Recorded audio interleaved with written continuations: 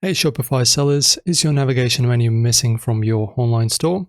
Don't get broken menus tank your sales. We'll fix this now in this video. Firstly guys, in 2025 Shopify moved menu settings from online store to content, then menus. Log into your Shopify admin, go to content, then menus. Click your main menu to ensure all menu items are linked to active collections or pages. Save any changes to update your store. After that, a stale browser cache can hide menu updates.